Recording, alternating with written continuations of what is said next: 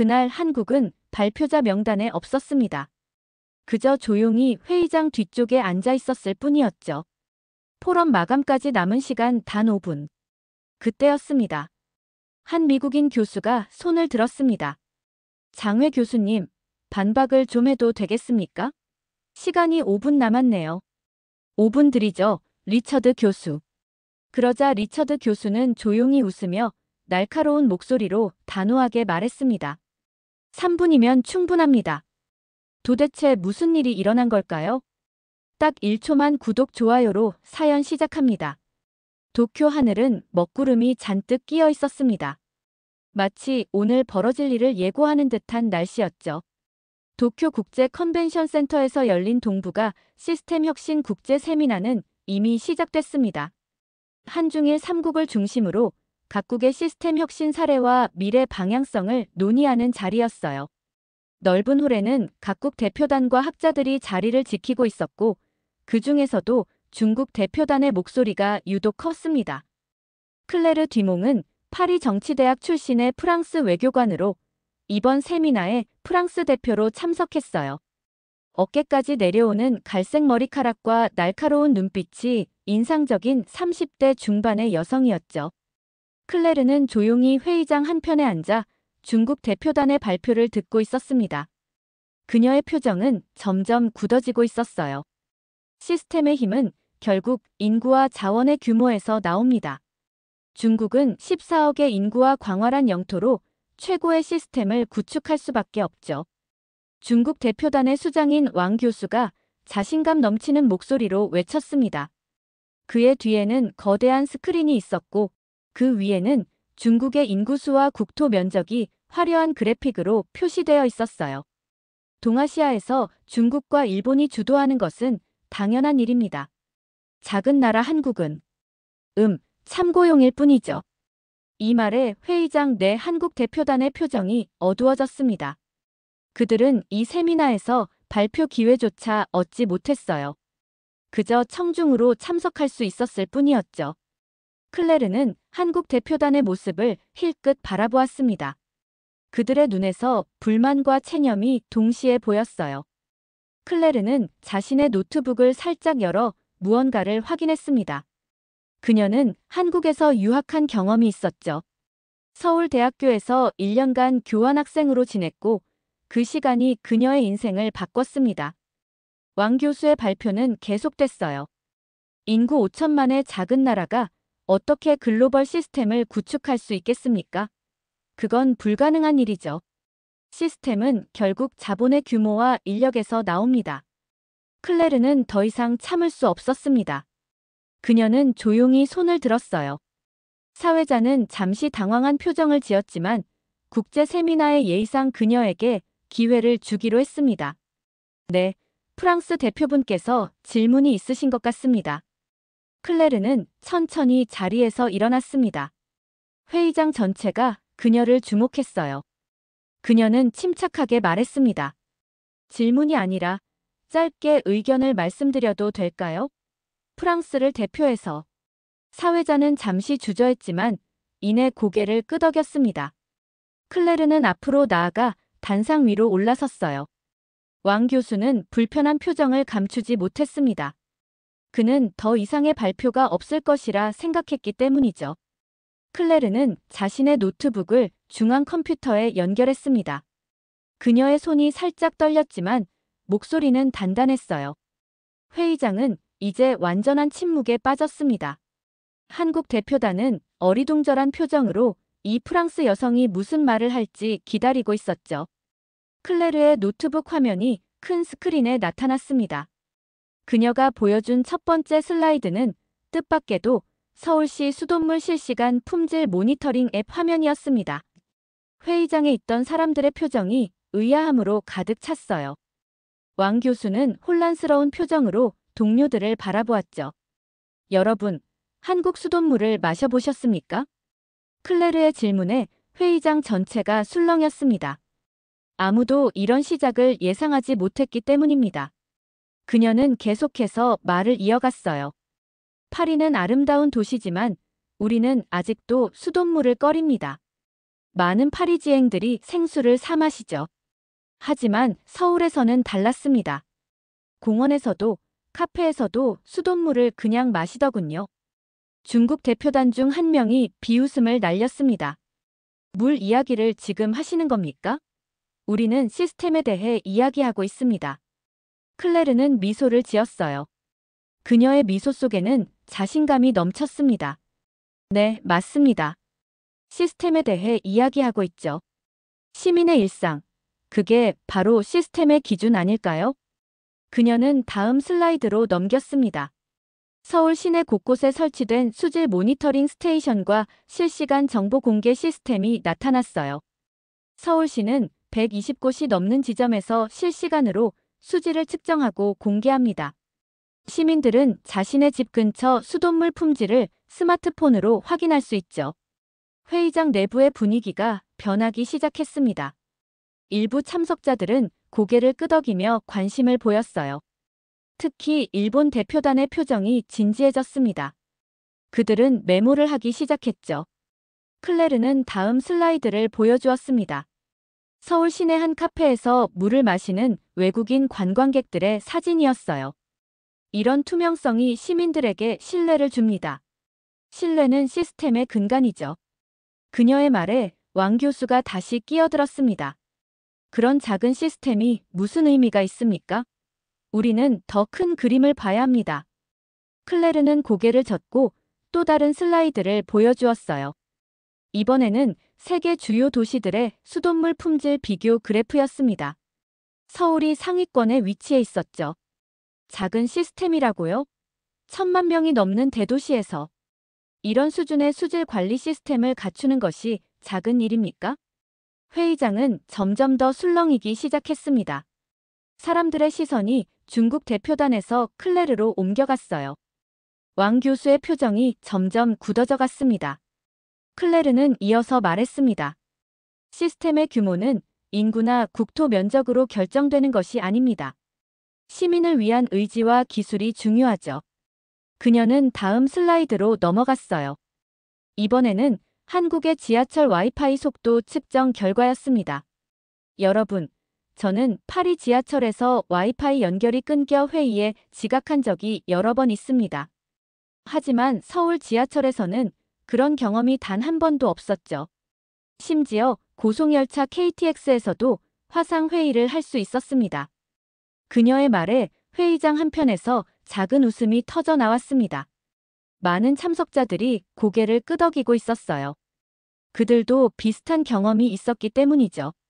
중국 대표단의 다른 교수가 자리에서 일어났습니다. 그런 사소한 편의성이 무슨 의미가 있습니까? 우리는 더 중요한 국가 시스템에 대해 이야기하고 있습니다. 클레르는 조용히 고개를 끄덕였습니다. 네, 맞습니다. 그렇다면 더 중요한 시스템에 대해 이야기해 볼까요? 그녀는 다음 슬라이드를 보여주었어요. 한국의 건강보험 시스템에 관한 내용이었습니다. 한국의 건강보험 시스템은 세계보건기구에서도 인정한 모델입니다. 전 국민 보장률이 97%에 달하고 의료비 부담은 경제협력개발기구 평균의 절반 수준이죠. 회의장의 분위기가 완전히 바뀌었습니다. 모든 사람들이 클레르의 발표에 집중하고 있었어요. 그녀는 이제 자신감 넘치는 목소리로 계속해서 말을 이어갔습니다. 시스템은 결국 시민의 삶을 위한 것입니다. 클레르의 목소리가 회의장 전체에 울려 퍼졌습니다. 그녀는 다음 슬라이드로 넘어갔어요. 한국의 디지털 의료 시스템 통계였죠. 한국에서는 병원 방문부터 진료, 약 처방, 보험 청구까지 모든 과정이 디지털화되어 있습니다. 환자는 단 5분 만에 정산을 마치고 집에 갈 수 있죠. 왕 교수가 다시 끼어들었습니다. 그건 작은 나라여서 가능한 일입니다. 중국처럼 광활한 영토와 거대한 인구를 가진 나라에서는 불가능하죠. 클레르는 잠시 생각에 잠겼다가 대답했어요. 교수님, 작은 나라여서 가능한 게 아닙니다. 기술과 의지로 가능한 거죠. 서울의 인구 밀도는 베이징보다 훨씬 높습니다. 좁은 공간에 많은 사람이 살고 있죠. 오히려 더 어려운 환경이라고 할 수 있습니다. 회의장 한편에서 일본 참가자 한 명이 손을 들었습니다. 사회자가 고개를 끄덕이자 그가 말했어요. 저도 한국 병원에서 치료받은 적이 있습니다. 외국인이었지만 80% 할인받았어요. 보험 혜택도 없는데 말이죠. 정말 놀라운 경험이었습니다. 클레르는 미소를 지었습니다. 네, 그렇습니다. 한국의 의료 시스템은 외국인에게도 개방되어 있죠. 이것이 바로 진정한 글로벌 시스템의 모습이 아닐까요? 중국 대표단은 불편한 기색이 역력했습니다. 왕 교수가 다시 발언했어요. 14억 인구는 다릅니다. 우리는 더 큰 스케일로 생각해야 합니다. 클레르는 손짓을 했습니다. 네, 규모가 다르다는 점에 동의합니다. 하지만 저는 여기서 규모의 경제를 이야기하는 것이 아닙니다. 시스템의 철학을 이야기하고 있죠. 그녀는 다음 슬라이드를 보여주었어요. 한국의 안심이 앱 화면이었습니다. 이 앱은 시민들이 안전하게 귀가할 수 있도록 도와줍니다. 경찰서와 연결되어 있고 위험 상황에서 즉시 도움을 요청할 수 있죠. 이 앱 하나로 서울의 여성 범죄율이 15% 감소했습니다. 클레르는 잠시 회의장을 둘러보았습니다. 모두의 시선이 그녀에게 집중되어 있었어요. 그녀는 이제 자신의 핵심 메시지를 전달할 때가 왔다고 느꼈습니다. 14억이든 5천만이든 한 사람의 일상이 기준입니다. 시스템은 결국 한 사람의 삶을 위한 것이죠. 이 말에 회의장 전체가 고요해졌습니다. 많은 사람들이 고개를 끄덕이고 있었어요. 클레르는 한국 대표단을 바라보았습니다. 그들의 눈에는 감사와 자부심이 함께 담겨 있었죠. 클레르는 계속해서 말했습니다. 한국은 작은 나라가 아닙니다. 국토의 크기로 나라를 평가하는 시대는 지났습니다. 기술과 시스템, 그리고 그 안에 담긴 철학이 중요하죠. 그녀는 다음 슬라이드로 넘어갔어요. 이번에는 한국의 재난 대응 시스템이었습니다. 서울에서는 지진이나 화재 같은 재난 상황에서 시민들이 10초 내에 대피 메시지를 받습니다. 모든 휴대폰에 재난 경보가 전송되죠. 그리고 도시 전체에 설치된 스마트 센서가 상황을 모니터링합니다. 독일 대표단의 한 학자가 질문했습니다. 그런 시스템을 구축하는 데 비용이 많이 들지 않습니까? 클레르는 고개를 저었어요. 비용보다 중요한 것은 의지입니다. 한국 정부는 시민의 안전을 최우선으로 생각하죠. 그래서 필요한 예산을 확보하고 최신 기술을 도입하는 데 주저하지 않습니다. 회의장의 분위기가 완전히 바뀌었습니다. 중국 대표단의 발표가 있었을 때와는 달리 이제 많은 참가자들이 클레르의 말에 동의하는 듯 했어요. 왕 교수는 점점 더 불편한 표정을 짓고 있었습니다. 클레르는 마지막으로 한 장의 슬라이드를 더 보여주었습니다. 서울 시내의 공공 와이파이 지도였어요. 서울에는 14,000개 이상의 공공 와이파이 접속점이 있습니다. 시민이면 누구나 무료로 인터넷을 사용할 수 있죠. 이것이 바로 디지털 포용성입니다. 아무도 소외되지 않는 시스템이죠. 클레르는 잠시 말을 멈추고 회의장 전체를 둘러보았습니다. 그리고 천천히 말했어요. 여러분, 시스템의 힘은 규모가 아니라 철학에서 나옵니다. 시민을 위한, 시민에 의한 시스템이 진정으로 강력한 시스템이죠. 이 말에 회의장 전체에서 작은 박수 소리가 터져 나왔습니다. 클레르는 미소를 지었어요. 하지만 그녀는 아직 이야기를 마치지 않았습니다. 클레르는 슬라이드를 바꾸었습니다. 이번에는 전 세계 반도체 시장 점유율을 보여주는 그래프였어요. 한국의 점유율이 70%에 육박했습니다. 회의장 전체가 놀라움에 휩싸였죠. 이것이 진짜 시스템 전쟁입니다. 클레르가 단호하게 말했어요. 여러분, 인공지능, 클라우드 컴퓨팅, 빅데이터. 이 모든 기술의 근간에는 반도체가 있습니다. 그리고 그 반도체 시장에서 한국이 세계를 주도하고 있죠. 왕 교수의 얼굴이 붉어졌습니다. 그는 무언가 말하려다 멈췄어요. 클레르는 계속해서 말을 이어갔습니다. 중국의 인공지능은 결국 한국 메모리를 써야 돌아갑니다. 이것이 현실입니다. 모든 슈퍼컴퓨터와 데이터 센터에는 한국의 기술이 들어있죠. 회의장 안에 충격의 물결이 퍼져나갔습니다. 일부 대표단들은 고개를 끄덕이며 동의를 표했어요. 특히 유럽과 일본 대표단의 반응이 뜨거웠습니다. 클레르는 다음 슬라이드로 넘어갔어요. 이번에는 한국 반도체 산업의 역사를 보여주는 타임라인이었습니다. 한국은 80년대 초반만 해도 반도체 산업에서 변방 국가였습니다. 그런데 지금은 세계를 주도하죠. 이게 바로 진정한 시스템 혁신 아닐까요? 독일 대표단 중 한 명이 질문했습니다. 그런 성장이 가능했던 비결이 무엇이라고 생각하십니까? 클레르는 미소를 지었어요. 장기적인 비전과 끈기입니다. 한국은 반도체를 국가 핵심 산업으로 선정하고 수십 년간 투자했습니다. 단기적인 성과에 연연하지 않았죠. 이것이 바로 시스템적 사고입니다. 그녀는 다음 슬라이드를 보여주었어요. 전 세계 배터리 시장 점유율 그래프였습니다. 여기서도 한국 기업들이 상위권을 차지하고 있었죠.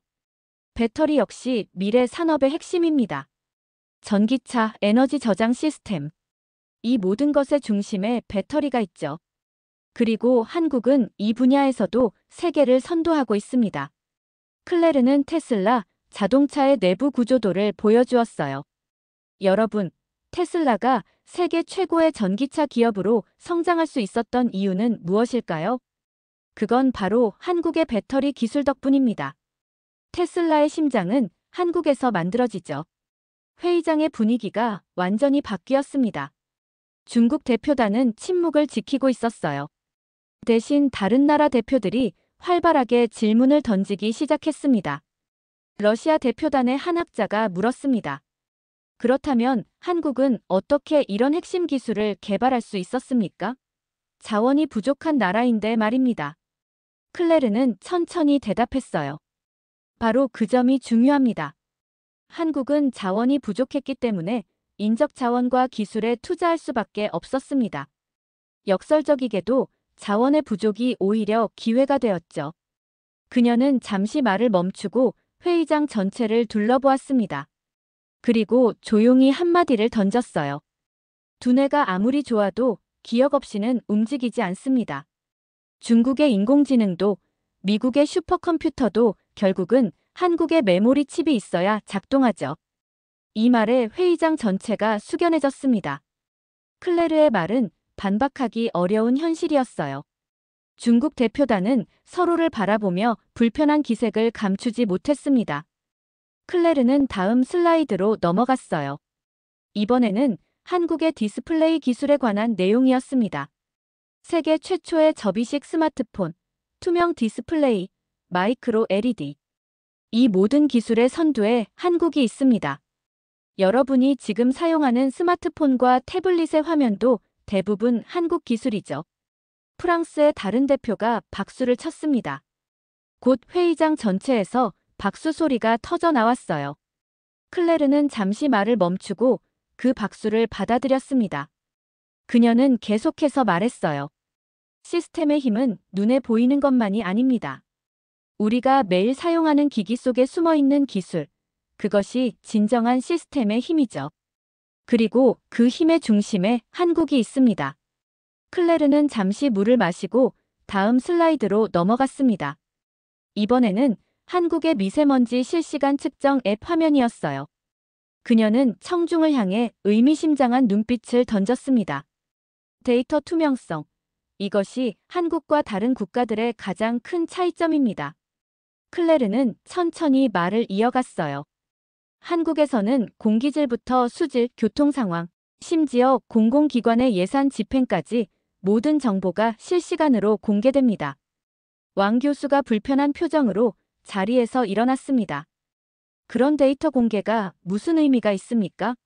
오히려 혼란만 가중시킬 뿐입니다. 클레르는 침착하게 대답했어요. 교수님, 데이터 공개는 시민의 알 권리를 보장하는 것입니다. 그리고 더 중요한 것은 이런 투명성이 신뢰를 만든다는 점이죠. 그녀는 화면에 또 다른 앱을 보여주었습니다. 한국의 미세미세 앱이었어요. 파리에서도 많은 사람들이 이 한국 앱을 사용합니다. 왜일까요? 그 이유는 정확성과 투명성 때문입니다. 이 앱은 1200개가 넘는 측정소의 데이터를 실시간으로 보여주죠. 그녀는 다음 슬라이드를 보여주었어요. 서울시 정수장의 실시간 CCTV 화면이었습니다. 여러분, 서울시는 정수장 내부를 실시간으로 공개합니다. 시민들은 언제든지 자신이 마시는 물이 어떻게 처리되는지 볼 수 있죠. 이런 투명성이 신뢰를 만듭니다. 중국 대표단의 다른 교수가 끼어들었습니다. 그것은 서방의 음모입니다. 데이터를 공개한다는 미명하에 국가 안보를 위협하죠. 클레르는 고개를 저었어요. 교수님, 수돗물 정화 과정이 어떻게 국가 안보와 관련이 있을까요? 시민의 건강과 안전에 관한 정보는 공개되어야 합니다. 그녀는 회의장 전체를 둘러보았습니다. 많은 사람들이 고개를 끄덕이고 있었어요. 클레르는 조용히 말을 이어갔습니다. 신뢰는 데이터보다 강합니다. 그런데 한국은 둘 다 갖췄죠. 카자흐스탄의 대표단 중 한 명이 질문했습니다. 그런 투명성이 정부 정책에 대한 신뢰도를 높인다는 증거가 있습니까? 클레르는 미소를 지었어요. 그녀는 다음 슬라이드를 보여주었습니다. 경제협력개발기구 국가들의 정부 신뢰도 순위였죠. 한국은 상위권에 위치해 있었습니다. 이것이 바로 그 증거입니다. 데이터 공개와 투명성은 시민들의 정부 신뢰도를 높입니다. 그리고 이런 신뢰는 정책 집행의 효율성으로 이어지죠. 그녀는 다음 슬라이드를 보여주었어요. 한국의 코로나19 대응 체계에 관한 내용이었습니다. 코로나19 팬데믹 당시 한국은 세계에서 가장 성공적으로 위기를 극복한 국가 중 하나였습니다. 그 이유는 무엇일까요? 바로 투명한 정보 공개와 그로 인한 시민들의 신뢰 때문이었죠. 회의장 전체가 클레르의 발표에 집중하고 있었습니다. 왕 교수와 중국 대표단은 점점 더 불편한 기색을 감추지 못했어요. 클레르는 계속해서 말했습니다. 한국에서는 모든 확진자의 동선이 익명으로 공개됐습니다. 시민들은 위험 지역을 피할 수 있었고 정부 지침을 신뢰했죠. 이런 투명성이 결국 빠른 위기 극복으로 이어졌습니다. 그녀는 다음 슬라이드로 넘어갔어요. 한국의 공공 데이터 포털 화면이었습니다. 한국 정부는 4만 개가 넘는 공공 데이터를 개방했습니다. 기업과 시민들은 이 데이터를 활용해 새로운 서비스를 만들고 사회 문제를 해결하죠. 독일 대표단의 한 학자가 손을 들었습니다. 그런 데이터 개방이 오히려 프라이버시 침해로 이어지지 않습니까? 클레르는 고개를 저었어요. 좋은 질문입니다. 한국은 개인정보 보호와 데이터 개방 사이에서 균형을 찾았습니다. 개인을 식별할 수 있는 정보는 철저히 보호하면서 공공의 이익을 위한 데이터는 적극적으로 개방하죠. 그녀는 마지막 슬라이드를 보여주었습니다. 서울 시내 곳곳에 설치된 공공 와이파이와 사물 인터넷 센서의 분포도였어요. 서울은 전 세계에서 가장 연결된 도시 중 하나입니다. 이 모든 연결성이 데이터를 생산하고 그 데이터는 다시 시민들에게 돌아가죠. 이것이 바로 진정한 스마트 시티의 모습입니다. 클레르는 회의장 전체를 둘러보았습니다. 그리고 조용히 말했어요. 시스템의 투명성은 결국 민주주의와 직결됩니다. 시민이 정보에 접근할 수 있을 때 그들은 더 나은 결정을 내릴 수 있죠. 그리고 이런 집단 지성이 국가를 발전시킵니다. 클레르의 표정이 갑자기 진지해졌습니다. 그녀는 슬라이드를 내리고 잠시 침묵했어요.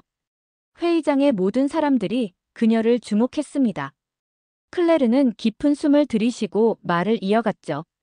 지금부터는 제 개인적인 이야기를 잠시 나누고 싶습니다. 그녀의 목소리가 조금 떨렸어요.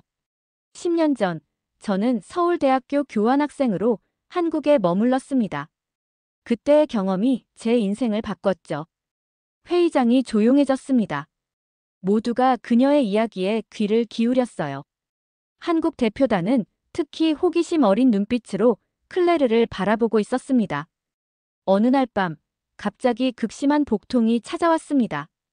기숙사 룸메이트가 저를 병원으로 데려갔죠.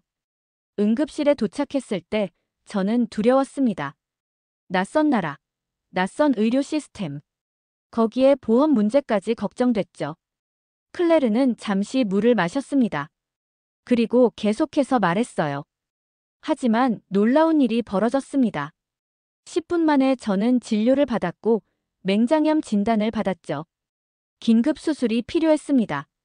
그녀는 회의장을 둘러보았어요. 모든 사람들이 그녀의 이야기에 집중하고 있었습니다. 왕 교수조차 관심을 보이고 있었죠. 수술은 성공적이었고 이틀 후 저는 퇴원했습니다. 그런데 가장 놀라운 것은 수술비였어요. 모든 비용을 합해 30만 원, 약 300달러 정도였습니다. 그것도 외국인 학생에게 말이죠. 회의장에서 놀라움의 표정이 역력했습니다. 특히 유럽과 미국 대표단은 믿기 어렵다는 표정이었어요. 제가 정산을 위해 서류를 제출하는데 담당자가 모든 과정을 10분 만에 처리해줬습니다. 파리에서는 상상도 할 수 없는 일이었죠. 클레르의 눈에 약간의 감정이 어렸습니다. 그녀는 잠시 말을 멈추고 감정을 추스렸어요. 그리고 다시 천천히 말했습니다. 그때 저는 알았습니다. 한국은 국가가 시민을 믿고 있다는 것을요. 그리고 그 신뢰가 시스템 전체에 스며들어 있다는 사실을 말이죠. 회의장 전체가 침묵에 잠겼습니다. 클레르의 이야기는 단순한 통계나 시스템 설명보다 더 강한 울림을 주고 있었어요. 독일 대표단의 한 전문가가 손을 들었습니다. 저도 비슷한 경험이 있습니다. 서울에서 열린 학회에 참석했을 때였죠. 갑작스러운 감기에 걸렸는데 호텔 근처 의원에서 15분 만에 진료와 약 처방까지 모두 끝냈습니다. 믿기 어려울 정도로 효율적이었죠. 일본 대표단의 한 사람도 이야기를 보탰어요. 한국의 공중보건 시스템은 정말 놀랍습니다. 우리 일본도 배울 점이 많다고 생각합니다. 미국에서 온 학자도 자리에서 일어났습니다. 제가 서울에 있을 때 지하철에서 넘어져 다친 적이 있었습니다. 근처 시민들이 즉시 도움을 주었고 가까운 병원으로 안내해줬죠. 그곳에서도 신속하고 친절한 치료를 받았습니다. 의사소통이 어려웠음에도 불구하고 말이에요. 클레르는 미소를 지었습니다. 점점 더 많은 사람들이 한국 시스템의 장점을 이야기하기 시작했어요. 발표장의 시선이 완전히 한국으로 쏠렸습니다. 그녀는 다시 슬라이드를 켰어요. 이번에는 생활 만족도, 행복 지수와 같은 삶의 질 지표였습니다. 한국은 단순히 효율적인 시스템만 갖춘 것이 아닙니다. 그 시스템이 실제로 시민들의 삶의 질을 향상시키죠. 클레르는 다음 슬라이드를 보여주었습니다. 한국의 평균 수명과 건강 수명 통계였어요. 한국인의 평균 수명은 83세로 경제협력개발기구 국가 중 최상위권입니다. 더 중요한 것은 건강 수명이 길다는 점이죠. 이것이 바로 좋은 의료 시스템의 결과입니다. 회의장 전체가 클레르의 발표에 집중하고 있었습니다. 중국 대표단은 이제 완전히 침묵했어요. 더 이상 반박할 내용이 없었기 때문입니다. 클레르는 마지막으로 한 장의 슬라이드를 더 보여주었습니다. 한국의 사회 안전망 시스템이었어요. 한국은 효율성만 추구하는 것이 아닙니다. 사회적 약자를 보호하는 시스템도 갖추고 있죠. 노인, 장애인, 아동을 위한 다양한 지원 제도가 있습니다. 클레르는 새로운 슬라이드를 화면에 띄웠습니다. 서울시의 안전기가 CCTV 시스템 지도였어요. 붉은 점들이 도시 전체에 퍼져 있었습니다.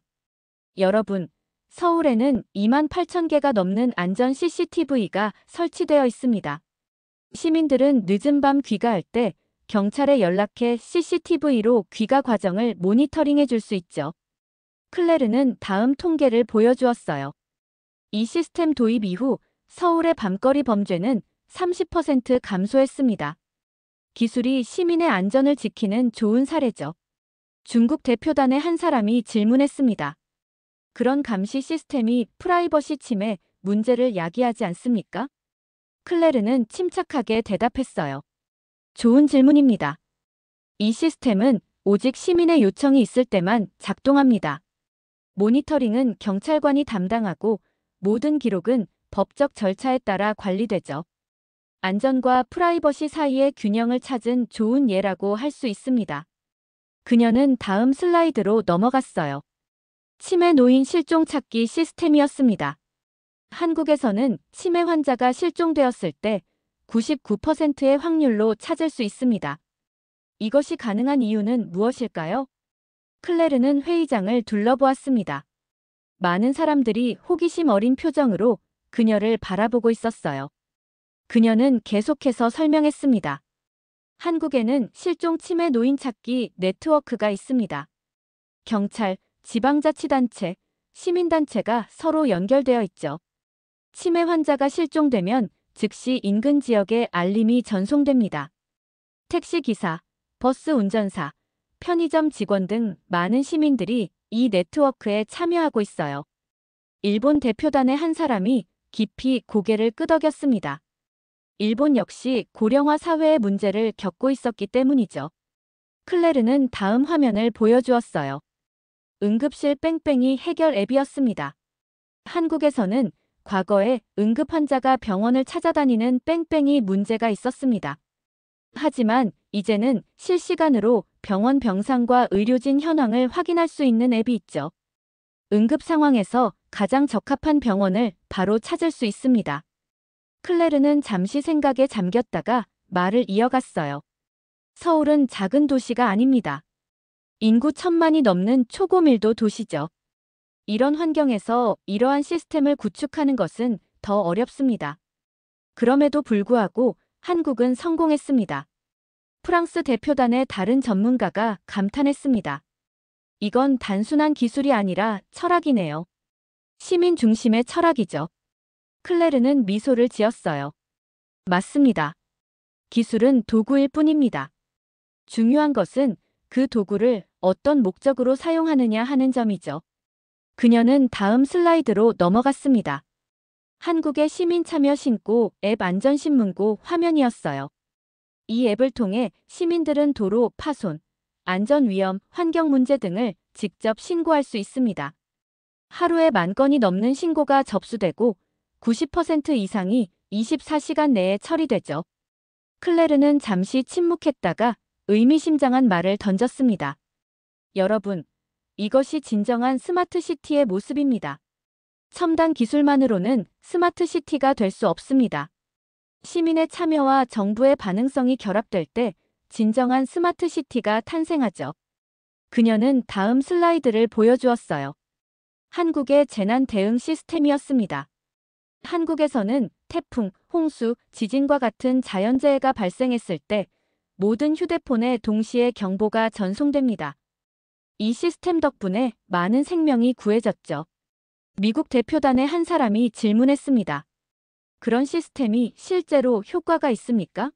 많은 나라들이 비슷한 시스템을 갖추고 있지만 실제 재난 상황에서는 제대로 작동하지 않는 경우가 많습니다. 클레르는 고개를 끄덕였어요. 좋은 지적입니다. 한국의 차별점은 정기적인 훈련과 시스템 업데이트에 있습니다. 매년 전국적인 재난 대응 훈련이 실시되고 시민들도 적극적으로 참여하죠. 시스템은 기술만으로 완성되지 않습니다. 사람들의 참여와 교육이 함께해야 하죠. 그녀는 마지막 슬라이드를 보여주었습니다. 한국의 시민 참여 예산 제도였어요. 한국의 많은 도시에서는 시민들이 직접 예산 사용처를 결정하는 참여 예산제를 운영합니다. 시민들이 제안하고 투표하고 실행 과정을 모니터링하죠. 클레르는 천천히 결론을 내렸습니다. 한국의 힘은 시스템보다 시민에게 있습니다. 시민이 주도하고 기술이 뒷받침하는 구조죠. 이것이 바로 한국이 작은 국토와 인구에도 불구하고 세계적인 시스템을 구축할 수 있었던 비결입니다. 회의장은 이제 완전히 다른 분위기였습니다. 처음 중국 대표단의 발표가 있었을 때와는 달리 모든 이들의 시선이 한국에 집중되어 있었어요. 사회자가 앞으로 나섰습니다. 오늘 예정에 없던 발표였지만 클레르 뒤몽 대표님의 프레젠테이션은 우리 모두에게 새로운 시각을 제공했습니다. 흥미롭게도 오늘 발표자는 아니었지만 가장 많이 언급된 나라는 대한민국이군요. 사회자의 말에 회의장 전체가 웃음을 터뜨렸습니다. 한국 대표단은 쑥스러운 듯 미소를 지었어요. 중국 대표단은 불편한 표정을 감추지 못했습니다. 클레르는 단상 위에서 마지막 말을 준비했습니다. 그녀는 깊은 숨을 들이쉬고 회의장 전체를 천천히 둘러보았어요. 모든 참가자들이 그녀의 다음 말을 기다리고 있었습니다. 여러분, 오늘 제가 말씀드린 내용은 단순한 국가 간 비교가 아닙니다. 시스템의 본질에 관한 이야기였죠. 클레르는 잠시 말을 멈추고 생각을 정리했어요. 그리고 천천히 말을 이어갔습니다. 왕 교수님께서 말씀하신 것처럼 시스템의 규모는 중요합니다. 하지만 더 중요한 것은 그 시스템이 누구를 위해 존재하느냐 하는 점이죠. 그녀는 다시 슬라이드를 켰습니다. 마지막 슬라이드였어요. 서울의 아름다운 야경이 화면에 나타났습니다. 한강을 따라 펼쳐진 불빛들, 그리고 그 위에 떠있는 문구가 보였습니다. 작은 나라가 아니라 조용히 세계를 바꾸는 나라 대한민국. 클레르는 천천히 말했습니다. 대한민국은 오늘 이 자리에서 말하지 않았습니다. 발표할 기회조차 주어지지 않았죠. 하지만 그들은 말 대신 보여주었습니다. 시민이 나라를 움직이는 그 시스템으로 말이에요. 회의장이 조용해졌습니다. 모든 사람들이 클레르의 말에 귀를 기울이고 있었어요. 기술은 차가웠지만 그 철학은 따뜻했습니다. 한국의 시스템은 단순히 효율성만을 추구하지 않습니다. 인간의 존엄성과 시민의 참여를 중심에 두고 있죠. 그녀는 한국 대표단을 바라보았습니다. 그들의 눈에는 감사와 자부심이 가득했어요. 진정한 리더십은 크게 떠드는 것이 아닙니다. 묵묵히 실천하는 것이죠. 한국은 그런 리더십을 보여주고 있습니다. 클레르는 잠시 생각에 잠겼다가 말을 이어갔어요. 저는 프랑스 외교관으로서 많은 나라를 방문했습니다. 하지만 한국처럼 겸손하면서도 혁신적인 나라는 드물었죠. 그녀는 회의장 전체를 둘러보았습니다. 모든 참가자들이 그녀의 말에 집중하고 있었어요. 여러분, 시스템의 미래는 어떤 모습일까요? 저는 그것이 한국이 보여주는 모델에 가까울 것이라고 생각합니다. 기술과 인간성의 조화, 효율성과 형평성의 균형, 그리고 무엇보다 시민이 주도하는 변화. 이것이 진정한 시스템 혁신의 방향이 아닐까요? 독일, 프랑스, 일본, 미국 대표단에서 박수가 터져 나왔습니다. 곧이어 회의장 전체가 박수 소리로 가득 찼어요. 중국 대표단조차 마지못해 박수를 쳤습니다. 클레르는 마지막으로 한마디를 덧붙였습니다. 대한민국은 지리적으로는 작은 나라일지 모릅니다. 하지만 그들의 비전과 철학은 결코 작지 않습니다. 오히려 세계를 선도하고 있죠. 박수 소리가 더욱 커졌습니다. 클레르는 미소를 지으며 단상에서 내려왔어요. 한국 대표단이 그녀에게 다가와 감사의 인사를 전했습니다. 세미나가 끝난 후 여러 나라 대표들이 한국 대표단을 둘러싸고 질문을 쏟아냈습니다. 이제 그들은 한국의 시스템에 대해 더 알고 싶어 했어요. 중국 대표단은 조용히 회의장을 빠져나갔습니다. 클레르는 창가에 서서 도쿄의 밤하늘을 바라보았습니다. 비가 그치고 맑은 하늘이 드러나고 있었어요. 그녀는 10년 전 서울에서의 경험을 떠올렸습니다. 그때 그녀가 느꼈던 감동이 오늘 이 자리에서 다시 살아났죠. 시스템은 결국 사람을 위한 것이다. 클레르는 혼잣말로 중얼거렸습니다. 그녀는 내일 파리로 돌아가 이 경험을 프랑스 정부와 공유할 계획이었어요. 한국의 시스템에서 배울 점이 많았기 때문입니다. 창밖으로 보이는 도쿄의 밤하늘에 별이 빛나기 시작했습니다. 마치 오늘 세미나에서 빛나던 한국의 모습처럼 말이죠. 조용하지만 강력한, 그리고 무엇보다 따뜻한 빛으로. 수돗물 한 잔, 와이파이 하나, 반거리의 안전, 의료진의 손길, 반도체 한 조각, 그리고 기차 한 대, 그 모든 평범함이 모여 세계를 압도한 겁니다. 말하지 않아도 보여줄 수 있는 나라. 그게 바로 우리가 살고 있는 대한민국입니다. 흐름을 따르던 나라에서 흐름을 바꾸는 나라로. 한국이 없으면 세계가 멈춥니다. 오늘의 사연은 여기까지입니다. 구독과 좋아요로 자랑스러운 대한민국을 응원합시다. 오늘도 행복한 하루 되세요.